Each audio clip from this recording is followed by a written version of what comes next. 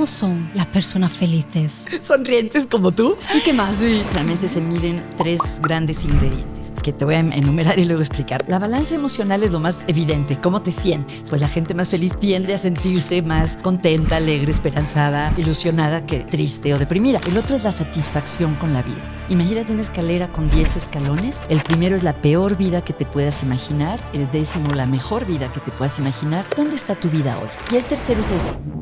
Margarita Tarragona es una pionera en psicología positiva en México que se ha formado con referentes mundiales como Martin Seligman, Mihaly Csikszentmihalyi y Tal Ben-Shahar para enseñarte cómo usar la ciencia de la felicidad para mejorar tu vida y tomar mejores decisiones.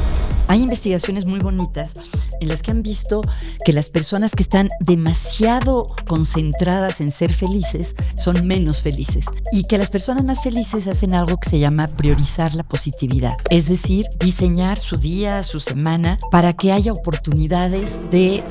¿Por qué crees que tenemos una sensación de que estamos peor?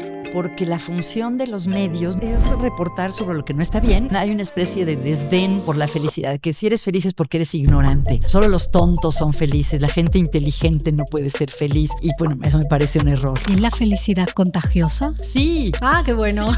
Sí. Un estudio muy interesante medía el nivel de felicidad de una persona y de sus personas cercanas y de los cercanos a esas personas cercanas. Y lo que fue increíble fue ver que tu nivel de felicidad se relacionaba con el de los amigos de tus amigos, aunque no los conocieras. Tengo una pregunta última. Sí. ¿Tú eres una persona feliz? Cuando piensas en los hábitos de las personas más felices del mundo, imaginas rituales casi mágicos.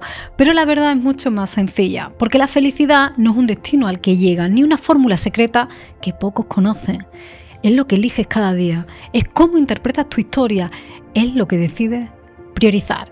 Y como descubrirás en esta conversación con Margarita Tarragona, la felicidad no es un estado permanente, sino un camino que se construye con nuestras acciones, nuestras relaciones y nuestro propósito. Para mí no se trata de ignorar el sufrimiento ni de forzar el optimismo, sino de entender cómo podemos vivir de una forma que nos haga experimentar la felicidad de lunes a domingo y no solo cuando cumplimos una meta. Y si hay un gesto que lo cambia todo, es este: una simple sonrisa. Así que te invito a ver esta conversación y a cuestionar lo que crees sobre la felicidad sonriendo, porque ese simple gesto ya estará cambiando tu día de hoy. Empezamos. ¿Tiene sentido? Tiene sentido. Tiene sentido. Tiene sentido. Tiene sentido. Tiene sentido. Tiene sentido. Tiene sentido.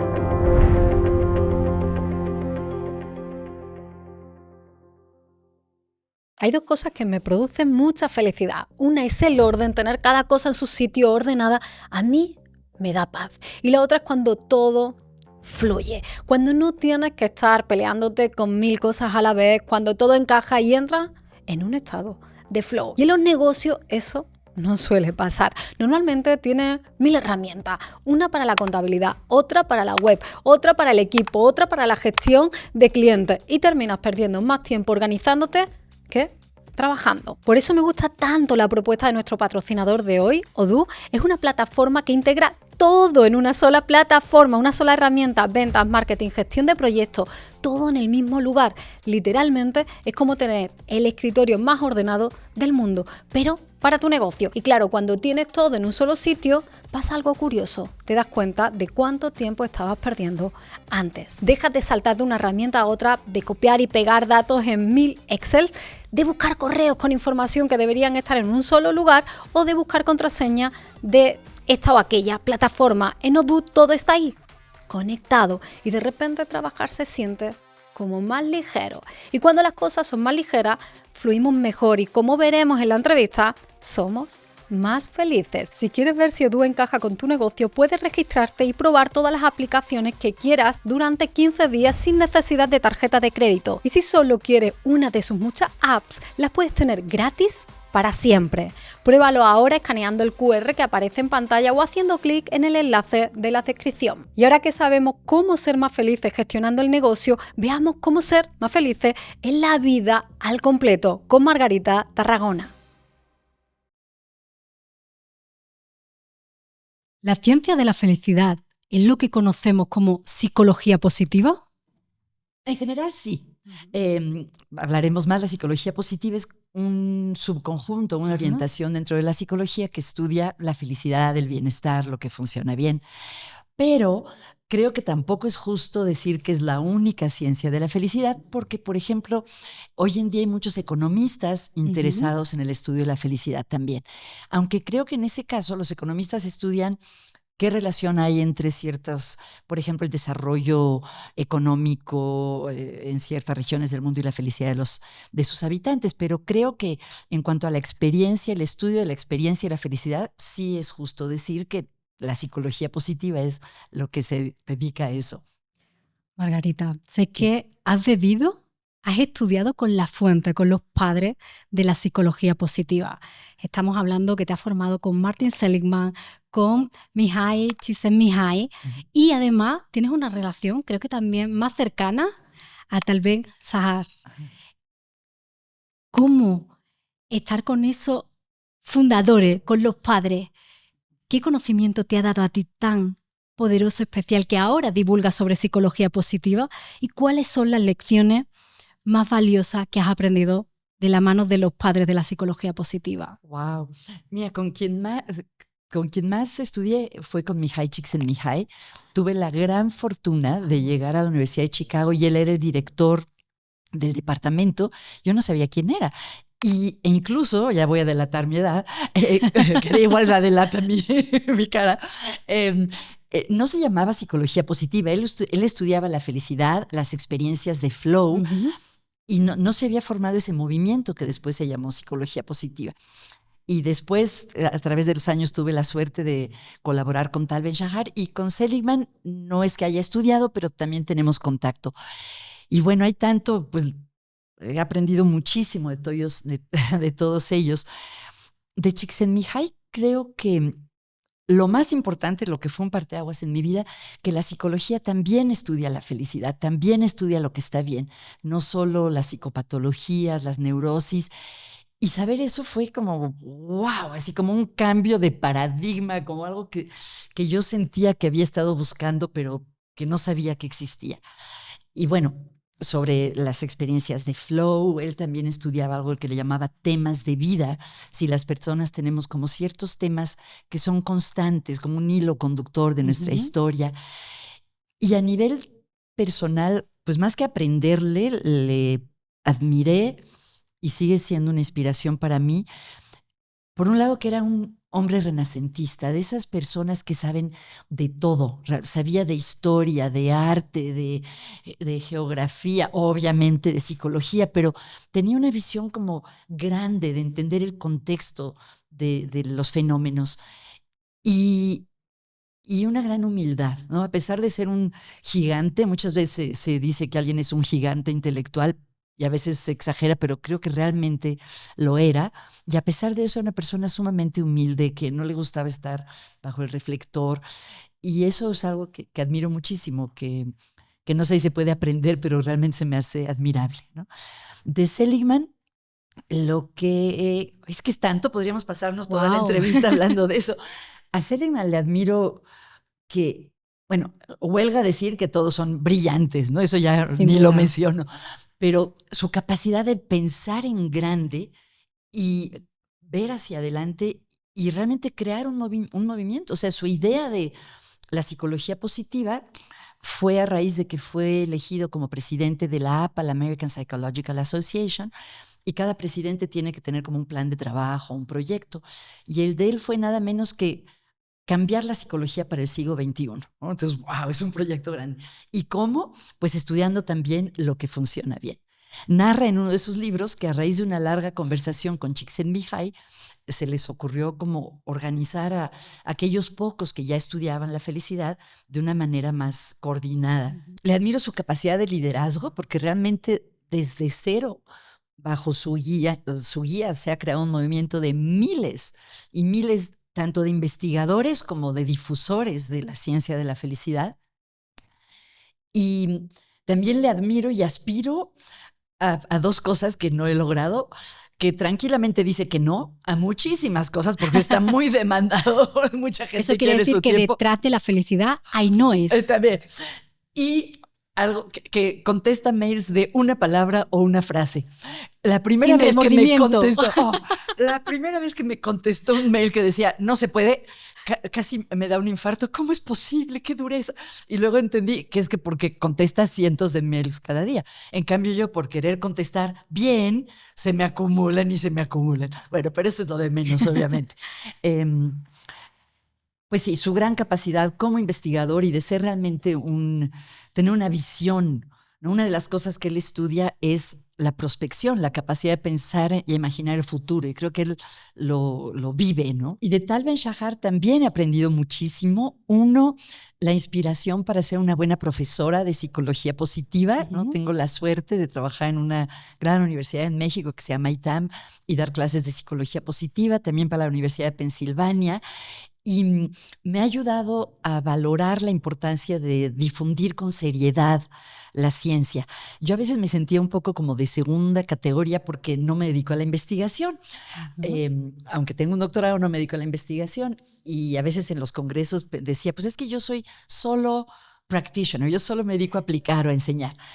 Y viendo a gente como tal, me doy cuenta que hay que borrarlo del solo. Cada quien hace cosas distintas y es muy importante cómo preservar el rigor y al mismo tiempo difundirlo de una manera clara. Y creo que él es un genio para eso. Y además es una persona enormemente generosa con sus conocimientos, que ayuda una gran oportunidad que yo tuve en la vida, que fue dirigir la creación del Instituto de Estudios de la Felicidad de la Universidad Tec Milenio. Fue gracias a él que lo contactaron y me recomendó. Entonces es algo que admiro mucho, esa gente que no solo crece, sino que ayuda a los otros a crecer, ¿no? Hace poco oí una definición de liderazgo que me encantó, que decía que un buen líder es el quien ayuda a los otros a brillar, y me parece muy hermoso, ¿no? Que brille la luz de cada uno. Veo que la humildad es un atributo de la psicología positiva, porque quizá uno de sus padres es humilde, pero también por tu parte, cuando has dicho lo de solo soy, sí.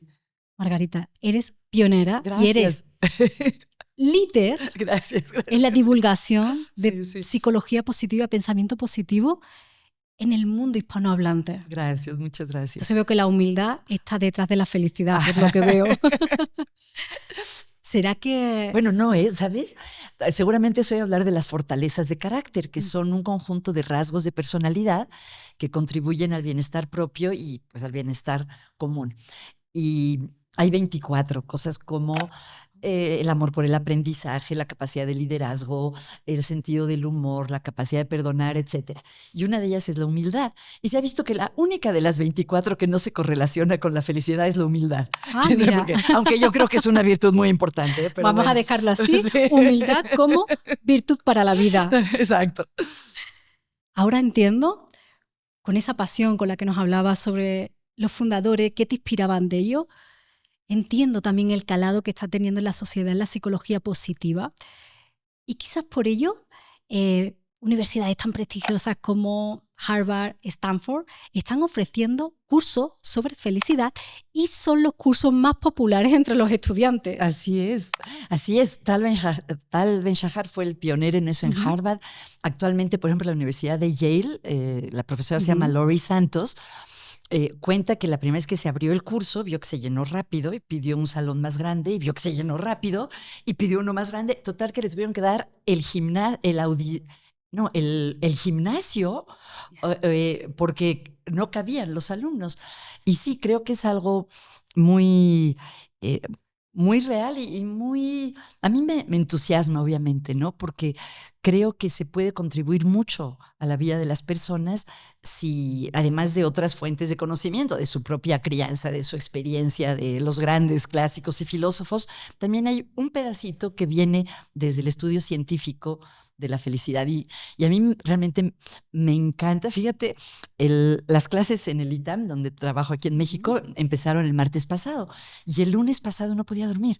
Y no podía dormir, pero no poder dormir feo, sino de la ilusión, de la emoción que iba a empezar el semestre, ¿no? Porque realmente es fantástico. Me encantan los estudiantes y me emociona mucho lo que comentan muchas veces al final del semestre que realmente algunas de las cosas que aprendieron han tenido un impacto en su vida, que les ha hecho mejorar su relación con alguien.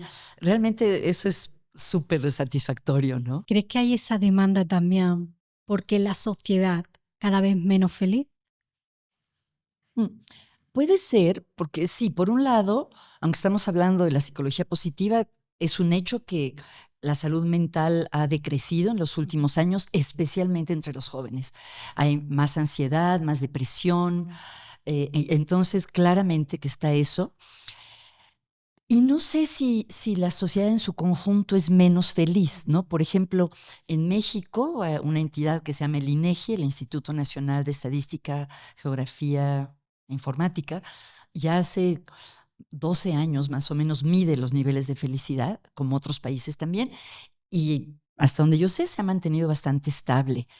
Pero sí creo que entre los jóvenes hay una, pues no sé llamarle una crisis o una tendencia, por muchas razones que seguramente ustedes han investigado en otros podcasts, desde el efecto de la pandemia, desde el abuso de las tecnologías que desconectan a las personas. Algunos hablan de una desconexión de la vida espiritual. Hay muchas razones, pero sí, entonces creo que cuando las universidades ofrecen estas materias, atraen a los jóvenes que están sintiendo que algo falta o que quisieran algo más, ¿no? Especialmente siento yo cuando tienen, por ejemplo, en España como en México, la educación universitaria es lo que se llama educación terminal. Qué mal Sí, nombre, suena ¿no? mal. Pero quiere decir que saliendo del bachillerato estudias leyes o medicina o comunicación. El modelo anglosajón es el de las liberal arts, que tienes una educación en la que llevas clases de filosofía, de lenguas, de ciencias, pero como más amplio. Y lo traigo a colación porque creo que los estudiantes que están estudiando carreras muy cuantitativas, matemáticas o economía, o bueno, extrañan o tienen sed de algo un poquito más humanista y por eso también son atractivas, creo yo, estas clases. Doctora, ¿cómo son las personas felices? Ah, sonrientes como tú.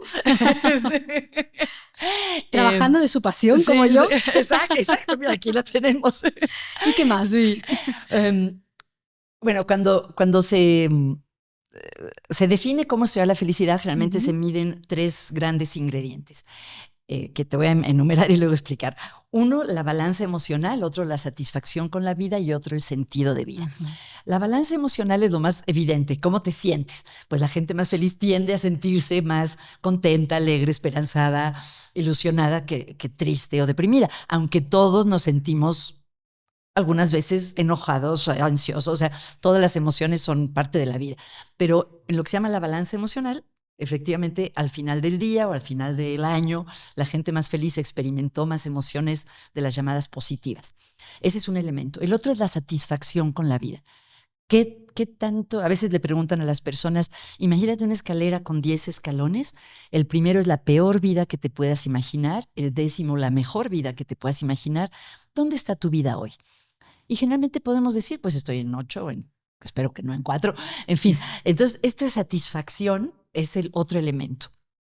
Y el tercero es el sentido de vida. Si sientes que tu vida vale la pena, es buena, y esto generalmente está asociado con tener un propósito, con contribuir, con sentir que estás poniendo un granito de arena a tu familia, a tu comunidad, al mundo. Entonces, las personas felices, pues experimentan emociones positivas, sienten que su vida tiene sentido y están satisfechas con su vida. Y si hacemos un zoom un poco más a ver los componentes específicos de la felicidad, Seligman, por ejemplo, tiene un modelo muy famoso que se llama el modelo PERMA, por sus siglas en inglés. Y él dice que para tener una vida feliz, o que más bien no para tenerla, porque no es prescriptivo, pero que las personas felices experimentan emociones positivas, tienen lo que en inglés se llama engagement, estar realmente implicados, involucrados en lo que hacemos. Esas son las experiencias de flow. Tienen buenas relaciones con los demás, tienen sentido en su vida y se ponen metas y las logran. Y eso se ha ido expandiendo. También usan sus fortalezas de carácter, Bueno, básicamente son algunas de las características. Me hablabas de una escalera como de niveles de felicidad, porque Sí. existen niveles de felicidad, o vivimos, o somos felices o no somos felices. Ah, muy buena pregunta. Si es como un switch prendido o apagado. Yo creo que claramente existen niveles, ¿no? Porque en nuestra propia experiencia lo hemos sentido. Si te digo, ¿cuál ha sido una de las épocas más felices de tu vida? ¿Me puedes decir? Y también porque cuando se mide, pues sí se mide cuantitativamente y se puede ver, por ejemplo, que en México el promedio es de 8 o que tal persona tiene tal nivel. Entonces yo creo que sí, que no es blanco y negro, que claramente hay niveles, la diferencia entre las personas a lo largo de la vida de cada persona. Y sí, y también creo que es algo muy obvio, pero que a veces se olvida, que la felicidad no es como un lugar al que llegas y ya te instalas y ya, ¿no? Sino que es una manera de vivir, algo a lo que aspiramos, a lo que nos acercamos. Ahí me gusta mucho, por ejemplo, lo que dice Tal Ben-Shahar. Uno de sus libros se llama Happier, que es más feliz. Y me gusta ese concepto de cómo ser más felices, no felices, como si fuera una categoría absoluta, ¿no? ¿Sería la felicidad un estado predeterminado? Es decir, las personas somos felices, pero el ruido social, es decir, la parte externa, también interna de las emociones, de cómo nos sentimos, ¿vamos desvirtuando ese estado o es otra cosa? Se me hace una gran pregunta y últimamente me la hago mucho porque tengo la dicha de tener una nietecita de 10 meses. Y la veo cómo se ríe y cómo le brillan los ojos y cómo se entusiasma. Ayer probó, no me acuerdo qué de comer, y hacía así de la emoción, ¿no? Y hablábamos con mi hijo de cómo los bebés tienen esa felicidad natural, creo yo. Aunque bueno, se podría argumentar que también tienen pues desesperación cuando lloran como locos. Entonces, no lo sé. Es una pregunta filosófica muy interesante. Creo que hay eh, diferentes filosofías que postulan que los seres humanos tienen esa bondad o alegría interna innata que se va erosionando, y hay otros que dicen que eso es ingenuo y que tenemos las dos cosas, ¿no? Seguramente conoces una, pues no sé llamarlo una historia o una anécdota que se le atribuye a no sé qué pueblo originario de los indígenas norteamericanos, en la que cuentan que un abuelo le dice a su nieta que todos tenemos dentro de nosotros dos lobos, un lobo negro y un lobo blanco, que el lobo negro es malo y el lobo blanco es bueno, y siempre están en una perpetua lucha. Y la niña le pregunta, ¿y abuelo, cuál lobo gana? Y le dice, el que tú alimentas. Entonces creo que así es. Me hablaba Margarita de que la felicidad no es llegas y ya eres feliz en un sitio y toda la vida eres feliz, sino es un estilo de vida. Ajá. Por lo tanto, la cuestión que me planteo es que entonces la felicidad es aspiracional. ¿Vivimos intentando alcanzar siempre un estado nuevo de felicidad? Ajá. Puede que estemos en esa, Sí. no digo lucha, también disfrute, no tiene por Sí. qué ser luchando Sí. por ser felices, sino disfrutando y acercándonos más a ese Sí. estado aspiracional donde quizá esa experiencia de flow, todo fluye. Sí. Pues mira, creo que es de esas áreas como que en las que existe una contradicción, porque por un lado sí, hay mucha evidencia de algo que se llama la banda sin fin hedónica, una banda sin fin como pues en el gimnasio. Hedónica se refiere de lo que gozamos o del placer, y se ha visto que nos adaptamos, o también se habla de la adaptación hedónica, es decir, que nos adaptamos a lo bueno. Una maravilla del ser humano es nuestra capacidad de adaptarnos a muchas cosas, al sufrimiento, a las situaciones adversas, pero el otro lado de la moneda es que nos adaptamos a lo bueno. Entonces, a lo mejor, no sé, tienes un coche nuevo y al principio te mete, qué rico huele, qué maravilla, qué bonito está mi coche, y a los pocos meses ya ni te fijas en eso, ¿no? Lo mismo con la ropa. A veces, incluso tristemente, nos damos por hecho a nuestro trabajo, a nuestras parejas. Tenemos esa tendencia a acostumbrarnos. Y en ese sentido, ya como si ahora ya tienes un coche, ahora quieres uno más grande o más moderno. Si ya si ya viajaste en avión, ahora tal vez sería mejor viajar en primera. Siempre en ese sentido, sí. Y en ese sentido es una banda sin fin, ¿no? Por otro lado, y también creo que, como decíamos hace rato, no es algo a lo que se llegue, sino que queremos ser más felices. No sé si llega un punto al que ya no se puede ser más feliz o siempre podemos crecer más, ¿no? En lo gozoso y maravilloso en la vida. Entonces uno se podría, y eso de hecho es un riesgo. Hay investigaciones muy bonitas en las que han visto que las personas que están demasiado concentradas en ser felices, les sale el tiro por la culata, son menos felices. Y que las personas más felices hacen algo que se llama priorizar la positividad. Es decir, diseñar su día, su semana, para que haya oportunidades de experimentar felicidad. Si tú sabes, por ejemplo, que te divierte mucho reunirte con tus primos, pues planear a lo mejor una vez al mes una reunión con los primos. Si tú sabes que a ti te da paz meditar o ir a la iglesia, pues planear en tu día un rato de meditación o de oración. Si tú y tu esposo saben que se sienten muy cercanos, si salen a cenar, pues planear ir a cenar. Es decir, que las personas más felices proactivamente crean condiciones en las que es más probable sentirse bien. No es garantizado, no puedes obligarte a sentirte bien, no puedes obligarte a sentir diversión, pero si vas a ver una película graciosa, a lo mejor sí. Entonces encontraron en este estudio una autora que se llama Bárbara Fredrickson y su equipo de colaboradores, Catalino se llama la autora principal, que las personas que priorizaban la positividad eran más felices, para las que era muy, muy importante ser felices, eran menos. Y esto me recuerda una frase que me encanta de un escritor norteamericano del siglo XIX que se llamaba Henry David Thoreau, que decía, la felicidad es como una mariposa. Mientras más la persigues, más te evade. Pero si pones tu atención en otras cosas, se posa suavemente sobre tu hombro. Qué bonita historia. Sí, qué bonito. Puede ser entonces que en los buenos momentos, esos momentos que nos llenan el alma, que nos hacen felices, no solo hay que esperar a que lleguen, sino que hay que crearlos y priorizarlos. Exacto, exacto.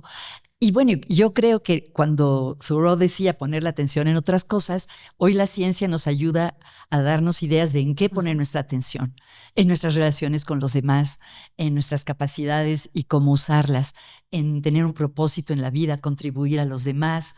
Creo que estos son como las áreas a las que si les pones atención es más probable que tu vida florezca. Y cuando ponemos mucha atención a querer conseguir más logros en nuestra carrera profesional, cuando somos personas ambiciosas, donde el más siempre lo vamos colocando en esa escalera más arriba, ¿crees que eso no ayuda a ser felices o en cambio es una motivación para que realmente nos sentamos más vitales? Creo que puede ser las dos cosas. Y sí, no hay duda que el ponernos metas nos estimula y que la gente feliz se pone metas. Pero también está este problema de hasta dónde, ¿no? Cuando ya has sido el presidente de la República, pues después ya no hay mucho más a dónde llegar, ¿no? Y hay investigaciones muy interesantes sobre qué tipo de metas contribuyen más a la felicidad. Y se habla de la diferencia entre metas intrínsecas y extrínsecas. Intrínsecas, que vienen de dentro, extrínsecas, que vienen de fuera. Y se ha visto que las personas que se ponen metas porque quieren el reconocimiento externo exclusivamente, la fama, la remuneración económica, que sí es importante, por cierto, la remuneración, no son tan felices como las que se ponen metas que son congruentes con sus valores, con lo que ellos quieren. Entonces, creo que en la vida tenemos una mezcla de metas de todo tipo, pero si podemos darnos el lujo de escoger aquellas metas que vienen de dentro, para nosotros creo que eso contribuye mucho a la felicidad. Qué bueno. Siempre hay que mirar hacia adentro para poder alinearnos, ¿no? Con lo que somos. Me encantó, me encantó, por cierto, lo de Azimuth, que es el nombre de su empresa. Me sonaba, pero no sabía de qué. Bueno, ¿me puedes volver a contar qué es? Azimuth es un término muy técnico que se utiliza en navegación, principalmente marítima, también aérea, pero marítima. Y si lo tenemos que resumir y traerlo a este contexto, para nosotros es el norte magnético. Hay veces que navegamos en la vida que no sabemos hacia dónde vamos, pero navegamos. Sí. Pero siempre al final hay una brújula interior que te marca tu norte. Ese sitio donde crees que vas a encontrar quizá un estado mayor de felicidad. Sí. Pues ese es un poco los valores o la filosofía desde donde también tiene sentido Navega. Precioso. Y es curioso cuántas veces se usa, tanto en la literatura psicológica como en la vida cotidiana, es metáforas parecidas, ¿no? Se habla de que tener un propósito es tener una brújula, se habla de encontrar tu norte, ustedes con lo de Azimuth, todas aluden, yo creo que tenemos esa sensación de que tenemos un rumbo o queremos trazarnos un rumbo en la vida. Y puede ocurrirnos que cuando nos trazamos una meta, nos sentimos que hoy somos una persona, pero en nuestra planificación o nuestra visión queremos ser otro tipo de persona. Sí. O queremos ser, quiero llegar hasta ese nuevo punto, entonces me tengo que convertir en una nueva persona, pero Sí. hoy soy otra.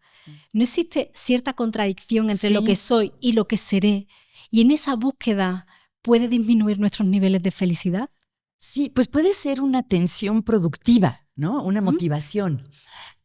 Por ejemplo, hay una investigación que siempre les cuento a mis alumnos. Tomaron a personas que jugaban tenis y les preguntaban si querían jugar con alguien que fuera mejor que ellos o peor que ellos. Y uno piensa, pues peor porque ganas. La mayoría de la gente quería jugar con alguien mejor que ellos. O sea, esa tendencia a buscar retos, todos la tenemos. Pero creo nuevamente que hay muchas cosas en la vida en las que hay esta tensión o contradicción. Como yo no quiero caer, por ejemplo, como psicóloga, como difusora, en hacerles sentir a las personas que no están bien si no son felices, si no cumplen sus metas. Hay que aceptarnos también como somos, ¿no? Y reconocer dónde estamos. De hecho, se estudia mucho hoy en día la autocompasión, el tratarnos a nosotros mismos como amigos. Entonces, ¿cómo manejar esa tensión entre nuestras aspiraciones y la aceptación, ¿no? Y hay una frase que me encanta. ¿Cómo me haces pensar en muchas frases, Eli? que no sé de quién es, pero dice que se puede ser un proyecto en construcción y una obra maestra al mismo tiempo. Y creo que eso es cierto. Estamos dejando mensajes profundos, Margareta, en la conversación, porque concretamente siento que le puede dar luz a mucha gente. Bueno. En no obligarnos a ser la obra maestra definitiva, sino ser proyecto a la vez que somos obra maestra. Lindísimo.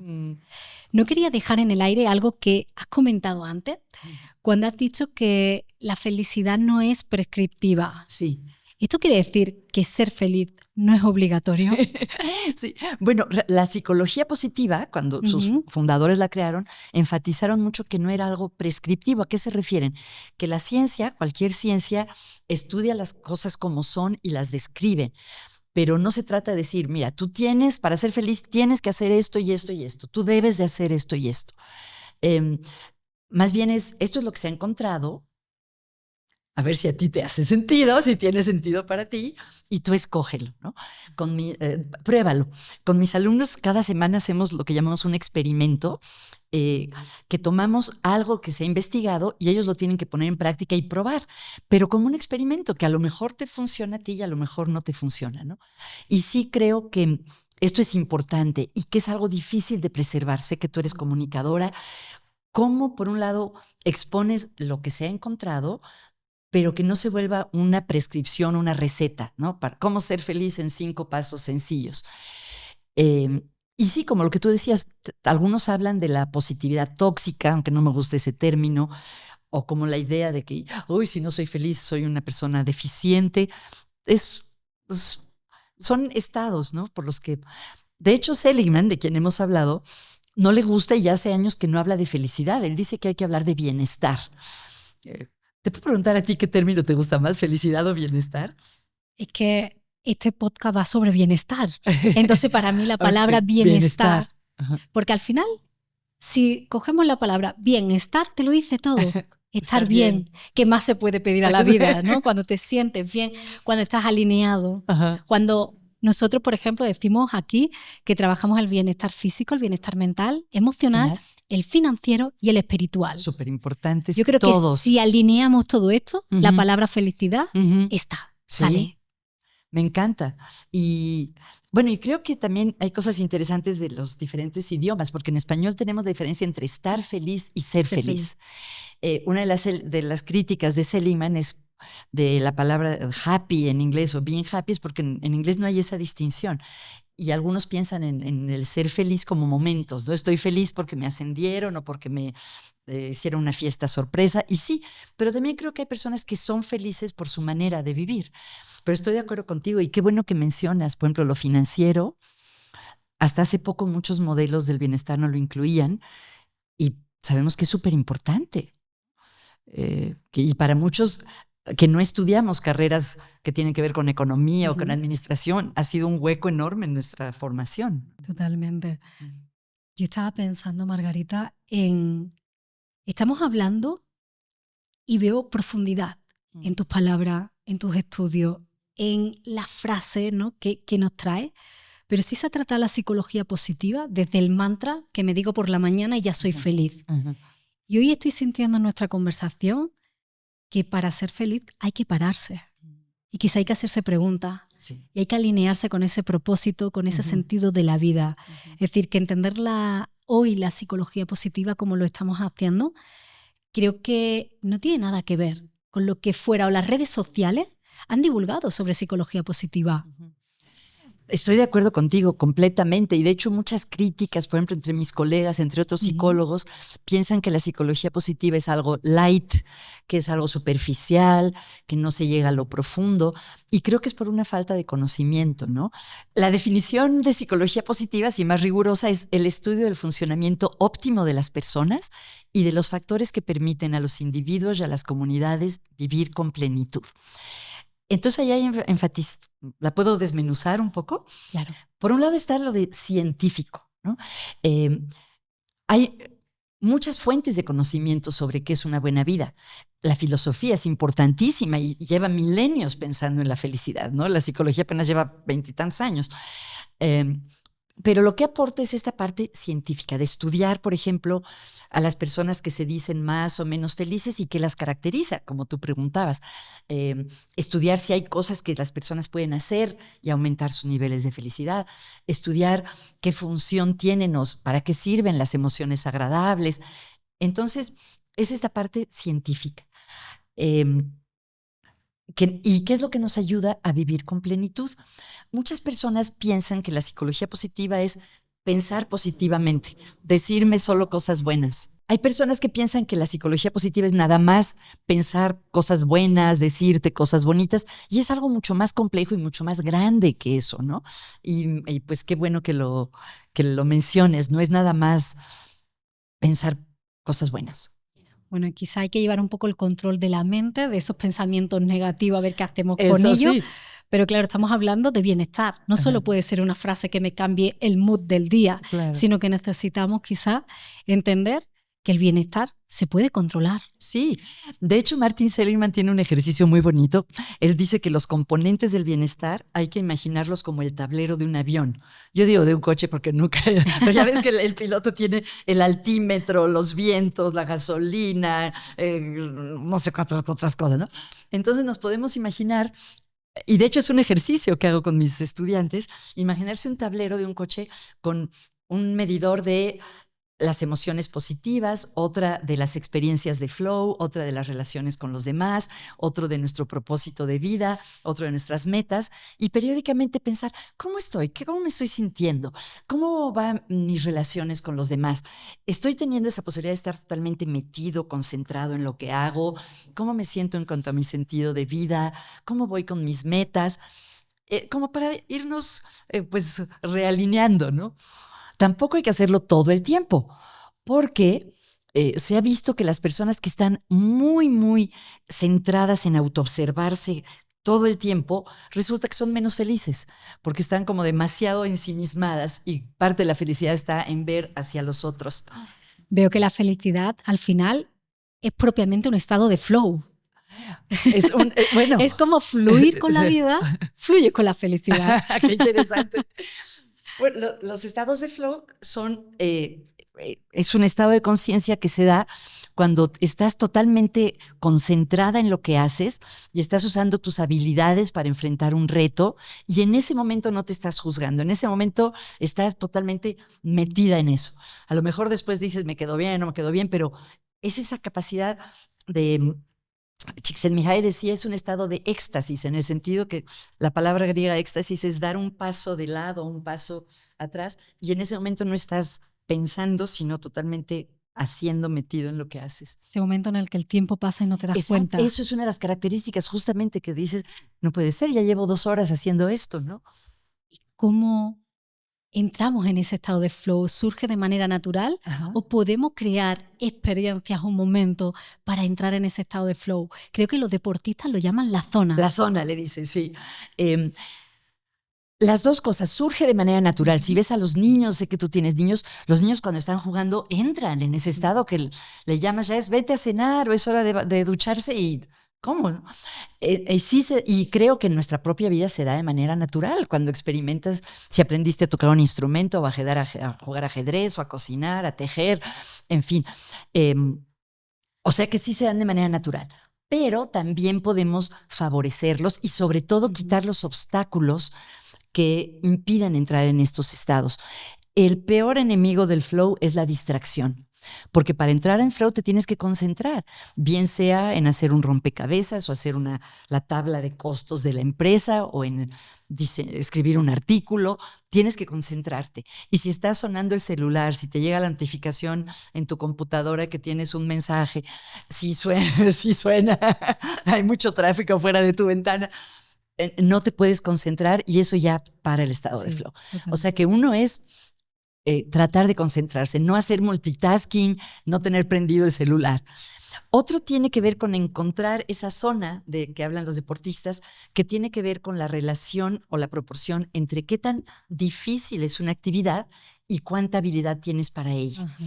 Si algo es muy difícil y no tienes mucha habilidad, sientes frustración, ansiedad. Si algo es muy fácil y tienes mucha habilidad, pues te aburres. Y ese punto medio entre la ansiedad y el aburrimiento es cuando se dan las experiencias de flow.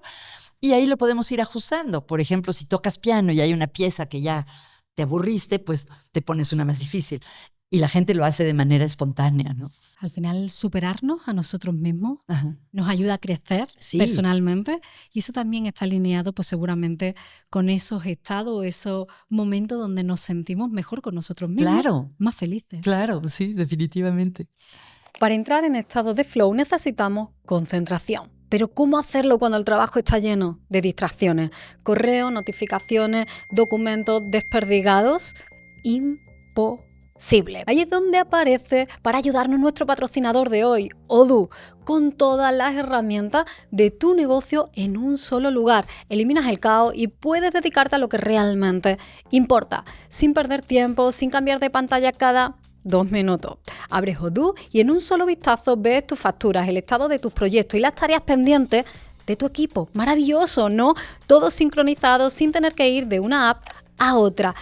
Todo por el mismo precio que pagarías por una única herramienta. Puedes registrarte y probar todas las aplicaciones que quieras durante 15 días sin necesidad de tarjeta de crédito. Y si solo quieres una de sus apps, la puedes tener gratis para siempre. Si quieres probarlo, escanea el QR que aparece en pantalla o haz clic en el enlace de la descripción. Y ahora seguimos con la entrevista.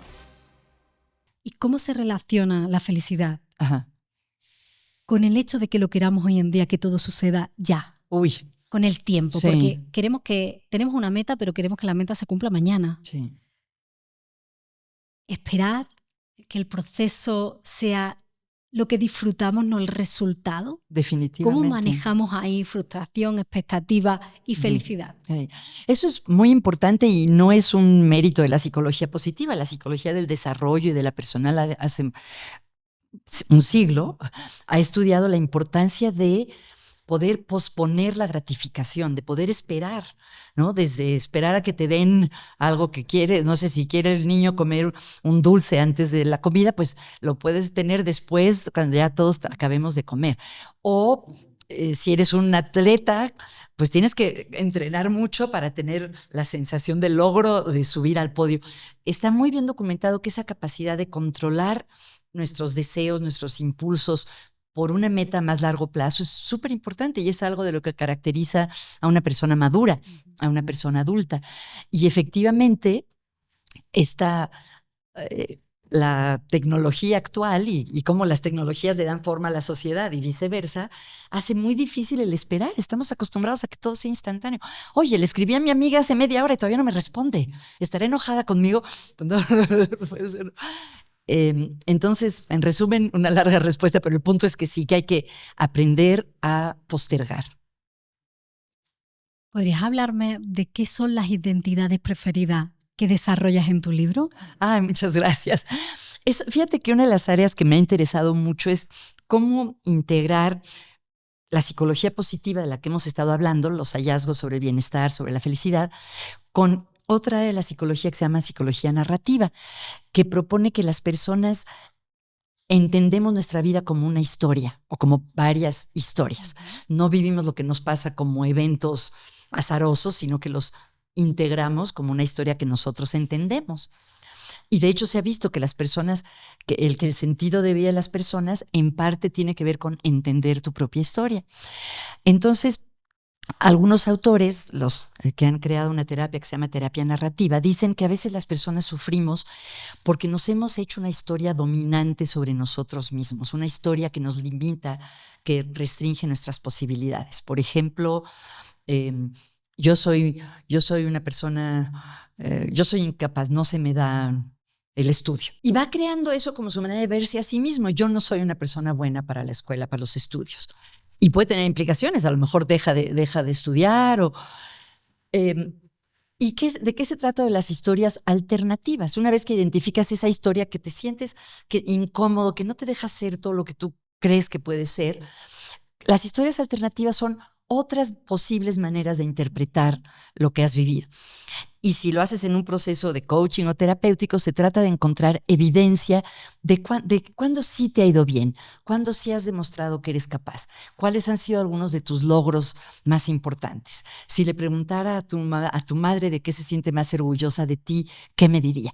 Y entonces es ir encontrando otros puntitos que se pueden ir uniendo y ahí está otra historia, bien sea que a lo mejor no te ha ido tan mal en el colegio, pero tú solo te has enfocado en lo malo, o a lo mejor que tienes habilidades que no necesariamente tienen que ver con el mundo académico, sino con el mundo más práctico o emocional. En fin, la idea es que nuestra vida es tan rica y nos suceden tantas cosas que podemos escoger cuáles van a ser los puntos nodales de nuestras historias. Me gustó mucho esa parte del libro también, donde hablabas de un ejercicio sobre un documental de un día en tu vida. Ajá. ¿Cómo funciona esa práctica? Pues mira, esa me la inventé porque pensé mucho que tenemos versiones de nosotros mismos y que hay distintas versiones de las películas. Por ejemplo, hay películas que se han hecho 3 veces la misma historia, o las piezas musicales las canta un cantante u otro y tienen ligeras diferencias. Entonces pensé cómo si hiciéramos un experimento en el que le diéramos una cámara a 3, bueno, hoy en día es muy fácil la cámara, ¿verdad?, a 3 personas que nos conocen, alguien cercano, un amigo, un familiar, y le pidiéramos que nos grabara todo el día y al final hiciera una edición de unos minutos, seguramente serían 3 versiones diferentes, porque ellos observarían diferentes aspectos de nosotros mismos. Y creo que, bueno, es más un ejercicio mental, ¿no? Uh-huh. Pero creo que es importante que nosotros tengamos esa flexibilidad para reconocer cuáles pueden ser diferentes variantes de nuestra manera de ser, de nuestra vida, ¿no? Y escoger aquella que nos abre posibilidades, no aquella que nos las cierra. Sin duda, somos la narrativa que construimos. Efectivamente, eso es lo que dicen los autores que se especializan en este tipo de psicología, ¿no? ¿Qué más podemos hacer para cambiar esa historia? Que pensamos que es nuestra historia, pero no es nuestra historia. Es la manera en la que nos estamos contando esa historia. Claro. Bueno, quiero aclarar que siento que hay como un rango. Siento que las personas que han vivido tragedias realmente severas, ¿no?, de abuso, eso es muy difícil de cambiar. Pero digamos que si no has vivido dramas realmente traumáticos muy fuertes, sí tenemos mucho rango de acción. ¿Y qué podemos hacer? Ahí es donde creo que se conjugan la psicología positiva y la psicología narrativa, porque, por ejemplo, ponerle más atención a lo que va bien, conocer nuestras fortalezas y darnos cuenta de cuándo las estamos usando. Se puede hacer, por ejemplo, un diario de gratitud en el que cada noche escribes 3 cosas de las que estás agradecida, y eso te ayuda ya todos los días tener el radar encendido para ver de qué estás agradecido. Se puede tomar una foto cada día de algo que te ponga de buen humor o de algo que contribuya a tu sentido de vida. En fin, casi todas las prácticas de psicología positiva tienen que ver con redirigir la atención a aquello que es fuerte o funciona bien o nos trae placer o nos trae sentido en la vida para irlo incorporando más, porque tendemos de manera natural a poner más atención y acordarnos más de lo que no va bien. Oí decir a Seligman que no se trata de reducir nuestra miseria, sino poner la atención en construir nuestra felicidad. Ajá. Sí, eso es una frase muy, muy buena de él, que dice que la psicología tradicional nos llevaba del -5 al 0 y la psicología positiva nos lleva del 0 al +5. A lo que se refiere es que tradicionalmente como disciplina la psicología se ha enfocado mucho en reducir el dolor, en reducir la patología, pero no se había enfocado en cómo acrecentar lo gozoso y lo significativo. Creo que es un poco simplista ponerlo así, pero creo que es la idea central. Y él dice que no ser infelices no es lo mismo que ser felices, ¿no? Es como una pareja, por ejemplo, que te dice, no, nosotros no nos peleamos. Bueno, eso es bueno, pero no es lo mismo que ser felices juntos, ¿no? Entonces creo que esa distinción entre no estar mal y estar bien es el sello de lo que aporta la psicología positiva. Que no quiere decir que haya que desechar todo lo que la psicología sabe sobre cómo paliar el dolor, cómo tratar los trastornos mentales, cómo disminuir la ansiedad. Eso es muy importante. Más bien la idea es expandirlo para también con las personas que afortunadamente no están sufriendo mucho, cómo pueden estar mejor. ¿Sería la otra cara de la moneda del psicoanálisis? Psicoanálisis va hacia el trauma, el sufrimiento, más hacia la miseria. Y construir la felicidad se hace con la psicología positiva. Sí. Ay, no lo sé, creo que a lo mejor no sería justo con el psicoanálisis. Creo que con la psicoterapia en general, sí, históricamente se había enfocado más en todo lo que tú has mencionado, las neurosis, los traumas. Pero también creo que todos los buenos terapeutas, bien sea por el modelo que eligen o por su propia intuición o filosofía, también se fijan en lo más fuerte y lo mejor de sus pacientes, ¿no? Incluso dentro del psicoanálisis, un autor que se llama George Vaillant ha hablado, todavía vive, sobre los mecanismos de defensa más positivos que contribuyen más a que las personas estén bien. Se habla de la fuerza yoica, que es la fuerza de la parte ejecutiva, racional. Las terapias humanistas, antes de que surgiera la psicología positiva, ya hablaban del desarrollo del potencial humano y de la tendencia que tenemos para la autorrealización. Entonces, creo que a cierto nivel, si pensamos en esto del -5 al 0 y del 0 al +5, sí, pero me imagino a mis colegas psicoanalistas enojándose con razón, porque tampoco es así exactamente, ¿no? Es simplista decirlo así. Sí. Pero quizá cuando hablas del psicoanálisis es una mirada más al pasado. Ajá. ¿Cómo se relaciona entonces la psicología positiva con el pasado y con el futuro? ¿O es que se queda en el presente? Las 3 cosas, es súper importante. Empecemos por el presente. Se ha visto que cuando estamos plenamente presentes en el momento, bien sea meditando o cuando estás en un estado de flow, no tienes ansiedad, ¿no? La ansiedad se da cuando estás pensando en el futuro. Y la tristeza se da a veces cuando piensas en el pasado y recuerdas cosas difíciles o desagradables. Pero todas son importantes. ¿Cómo vemos al pasado? Ahí entra esta parte de narrativa. Puedes... una autora, creo que era Gloria Steinem, que no era psicóloga, es una autora feminista, decía que nunca es demasiado tarde para una infancia feliz. Claro, tiene sus bemoles. Si fuiste víctima de abusos, eso no. Pero digamos que para la mayoría de las personas Estándar. Una vida estándar. Puedes acordarte de lo bueno o de lo malo, de cómo te criaron tus padres. Tienes un rango de selección, ¿no? Y puedes resignificar tu historia. Y en cuanto al futuro, pues el propio Seligman ha estudiado mucho sobre la prospección, que la capacidad de pensar en el futuro nos motiva, nos hace usar nuestras capacidades. Entonces, las tres son importantes. Se ha estudiado que hay gente más enfocada en el pasado, gente más enfocada en el presente y más en el futuro. Y el chiste es encontrar una buena combinación para ti. Estar siempre en el pasado, pues no te deja seguir adelante. Estar siempre en el futuro no te deja disfrutar del presente, pero necesitamos también estar en el presente para gozar, ¿no? Para vivir. ¿Y cuando hay dolor o hay sufrimiento, ahí no entra la psicología positiva o sí? Menos, porque hay que recordar que la psicología positiva surgió para expandir o equilibrar lo que la psicología ya ha aportado.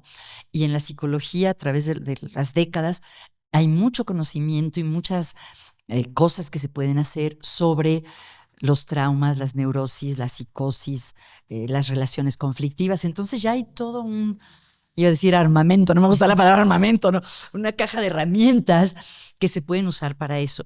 Y originalmente la psicología positiva se proponía diseñar herramientas para las personas que no están sufriendo. Lo curioso es que originalmente justamente las intervenciones positivas, que son esos ejercicios o actividades derivados de las investigaciones sobre el bienestar, originalmente se dijo que eran actividades basadas en la evidencia para poblaciones no clínicas, es decir, para personas que no tuvieran ningún diagnóstico. Pero resulta que también sirven para las poblaciones clínicas, que la terapia, por ejemplo, para la depresión, en la que además de lo que normalmente se hace, se agregan ejercicios de psicología positiva, esa terapia funciona igual de bien que la terapia cognitivo-conductual y los pacientes o clientes reportan que les gusta más. Entonces, eso fue una sorpresa. Se pensaba que solo era para los que no están deprimidos, pero sirve para los deprimidos. Como que por definición de su objeto de conocimiento, el funcionamiento óptimo, pues no tiene tanto que decir o no tenía tanto que decir sobre el dolor, excepto por dos cosas. Uno, el estudio de la resiliencia, que es la capacidad de sobreponernos tras la adversidad. Y cada vez hay más estudios sobre qué es lo que permite a las personas salir adelante tras la adversidad. En ese sentido, sí. Y empieza a haber algunos autores que hablan de cómo aplicar la psicología positiva aún en momentos de dolor.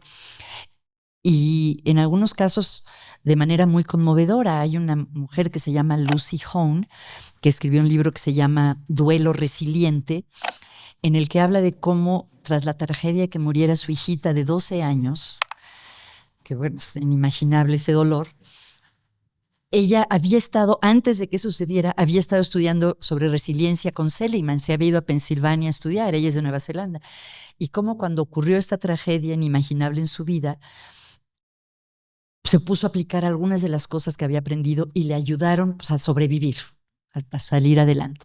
Entonces sí hay algunos casos en los que, aunque no era el objetivo original, sí se está probando usar algunas de las herramientas de la psicología positiva aún para cuestiones dolorosas.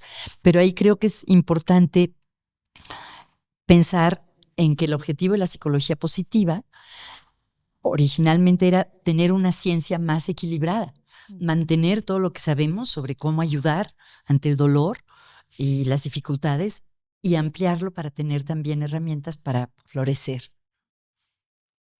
¿Cree que si somos más conscientes de la muerte, ese memento mori de la filosofía estoica, nos hace ser más felices en el presente?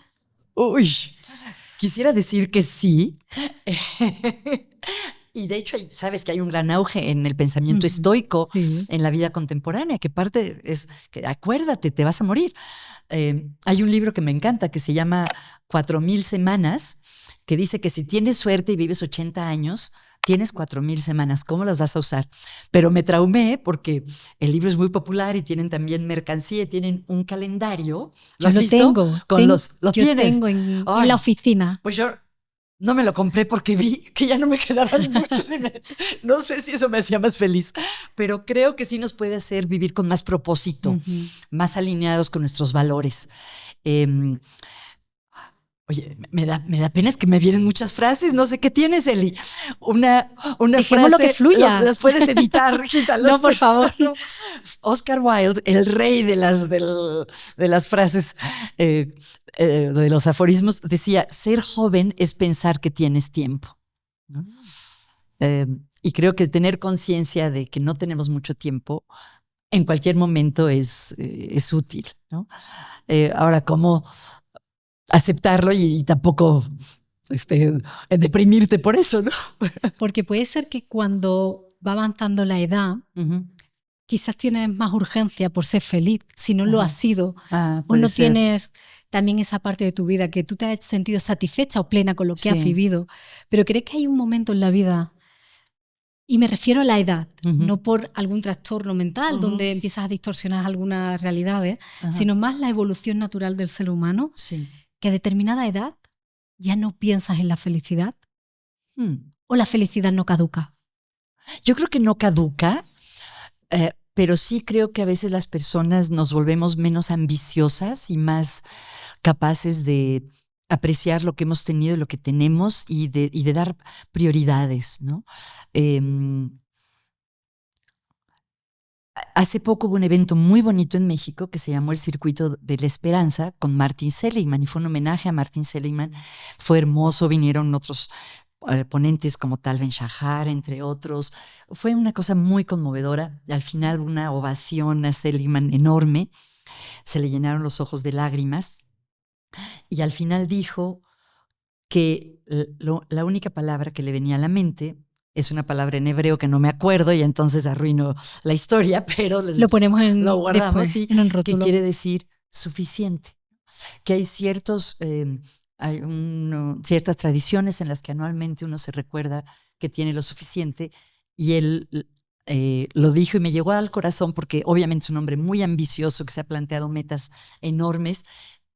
Y ahora que ya es mayor, tiene más de 80 años, ante este reconocimiento de su trabajo, dijo que sentía suficiente. No que se quiera retirar, pero sí que cumplió lo que quería lograr. Es que sentirte suficiente, no solo tener, sino también sentirte tú mismo suficiente, da como, cuando lo dices, como que si te quitas una mochila de piedra, como que te liberas. Claro. Y da paz. Sí, totalmente, totalmente, ¿no? El sentirse... en inglés se dice content, que es diferente de contentos en español, que sentirnos alegres. El contentment es como estar bien con lo que tienes. Mantenido. ¿No? Estar bien con lo que tienes. ¿Crees que la sensación que tenemos como los próximos años serán mejores es un poco una esperanza también, que nombrabas el término y es precioso, de que siempre todo va a ir a mejor? ¿Tenemos la esperanza o creemos que los años venideros serán mejores? Qué buena pregunta. Creo que depende desde qué ángulo o a qué nivel. Bueno, para empezar, esperar cosas buenas siempre es bueno. Está súper documentado que el tener esperanza nos ayuda a vivir vidas más plenas, y ser optimistas, esperar cosas buenas es importante. Ahora, esperar cosas buenas o esperar que lo mejor esté por venir, creo que varía, ¿no? Porque, por ejemplo, a nivel individual, creo que si una persona tiene una enfermedad neurodegenerativa, por ejemplo, pues no se le puede pedir que piense que lo mejor está por venir. Aunque pueden seguir viniendo cosas buenas, el amor de sus seres queridos, el disfrutar de la vida, puede ser, ¿no? A nivel del mundo, a pesar de que hay muchos problemas en el mundo, y siempre lo ha habido, hay muchos autores que documentan que el mundo objetivamente está mejor.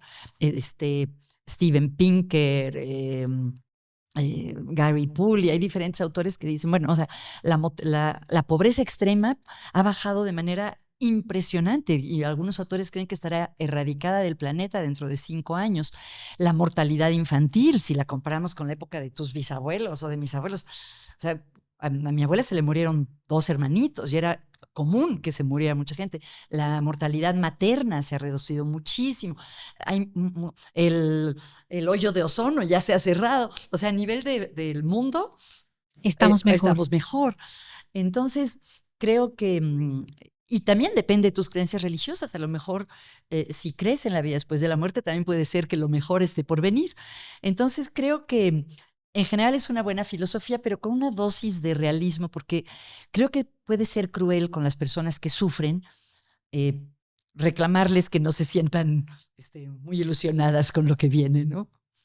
¿Y por qué crees que tenemos una sensación, yo creo que generalizada en el mundo, de que estamos peor? Al menos en España la tenemos. Pues creo que porque no todos estamos bien informados y porque la función de los medios, no lo digo como una crítica para los medios, pero pues tú eres periodista y lo sabes, es reportar sobre lo que no está bien, idealmente para encontrar soluciones. Yo lo elevo a nivel de crítica, personalmente. Yo hago la crítica. Porque no puede ser que todo sea tan gris. Exacto, pero no por no decir negro, tanto. oscuro. Sí, exacto. Entonces creo que una parte es por cómo está organizada el flujo de información. Otra parte es por nuestra propia neurobiología.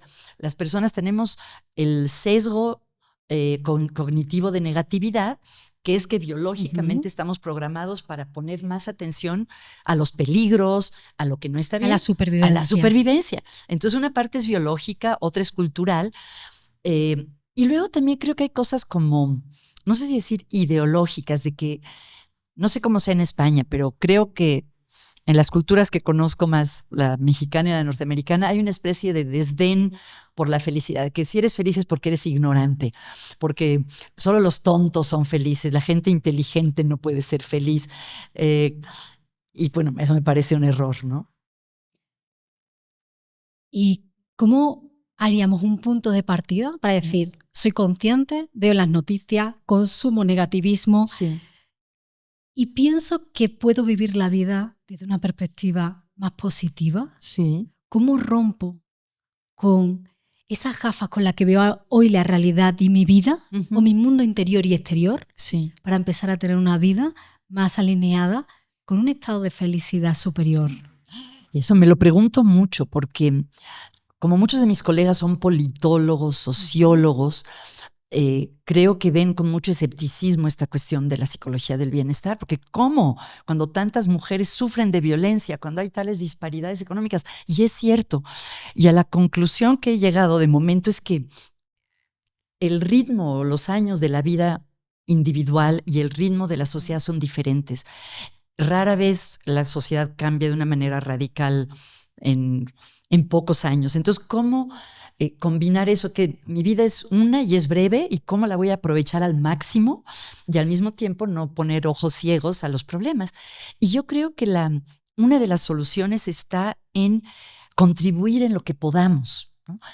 Usar nuestras fortalezas, nuestros dones para poner un granito de arena en donde nosotros podamos, ¿no? Como dicen los ecologistas, piensa globalmente y actúa localmente. Antes de ayer estaba con una colega que admiro muchísimo, que está trabajando con personas que han sufrido pérdidas en la guerra, en 2 guerras, y que no está de acuerdo con lo que está pasando políticamente en su país. Y decía, yo por lo que he optado es ponerme casi, ¿cómo se llama lo que se ponen los caballos? ¿Tú sabes? No sé, ojeras, creo que, pero no sé, así, y enfocarme en qué puedo hacer yo, a quién puedo ayudar yo.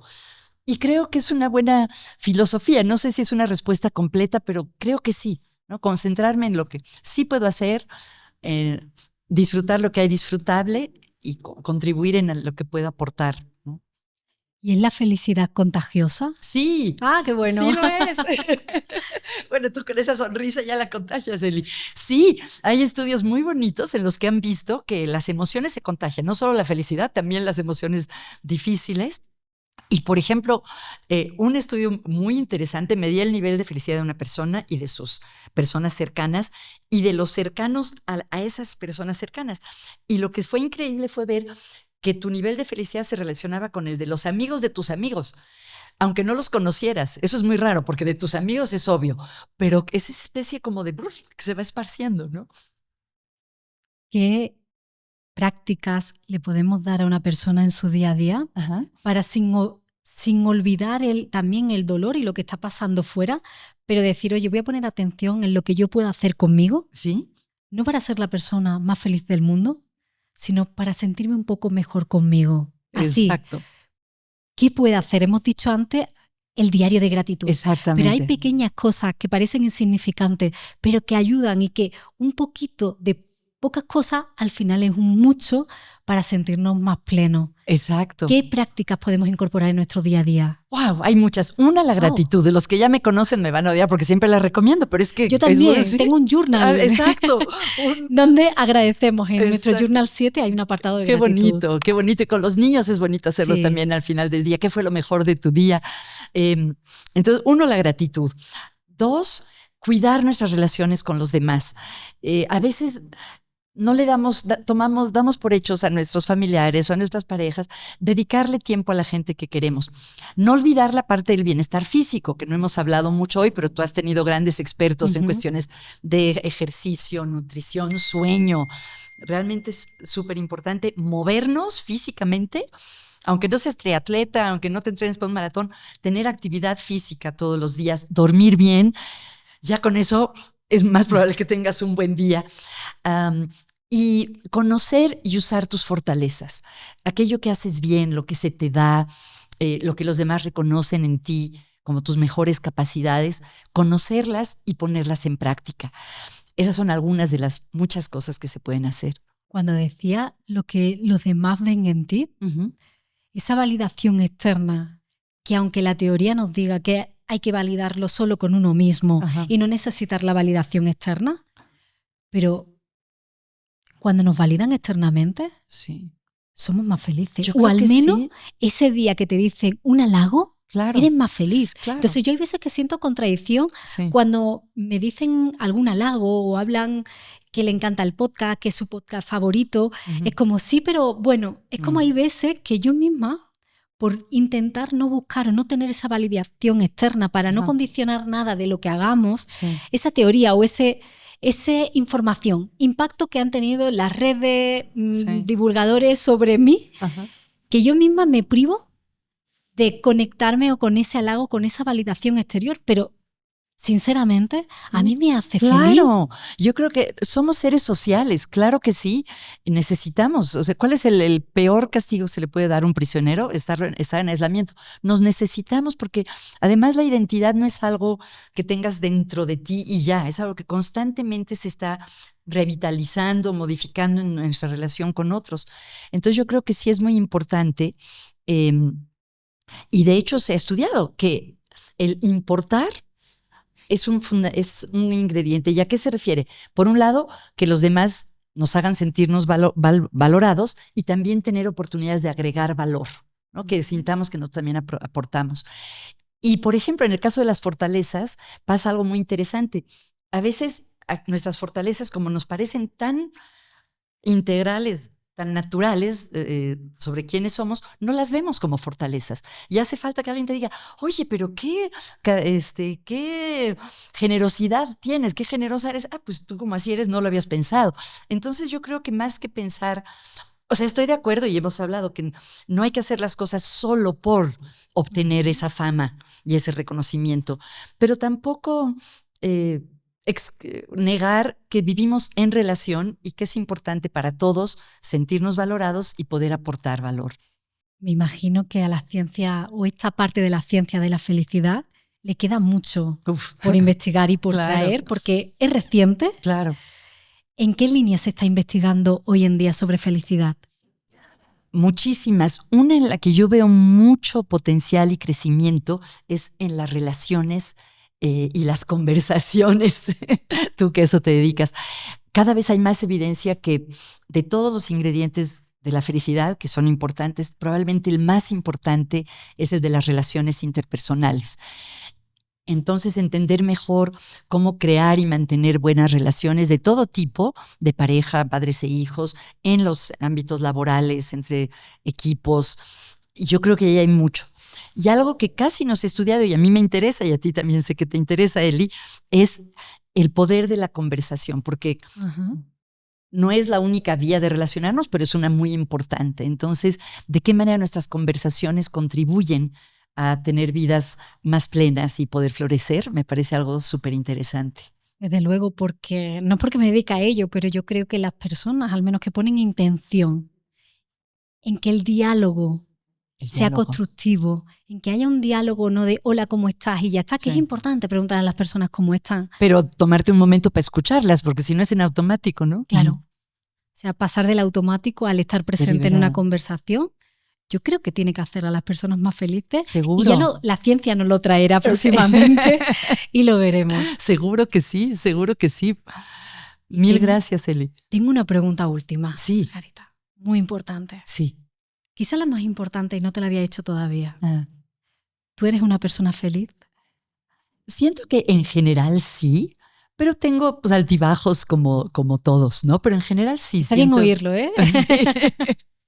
Creo que si fuera un switch, como tú decías, sí o no, creo que lo pondría en sí. Pero si es un gradiente como creo que es, pues estaría del lado luminoso, pero con sus grises. ¿Qué te faltaría para ser más feliz? Ah. Sí, personalmente quieres compartirlo, sí. Por supuesto. Ver con más frecuencia a mis hijos que viven fuera de México. Tengo 3 y 2 viven fuera de México. Si lo oyen, no se vayan a sentir culpables. No lo digo por culpabilizar, nada más por la realidad de que disfruto su compañía. Pues es que hay muchas cosas.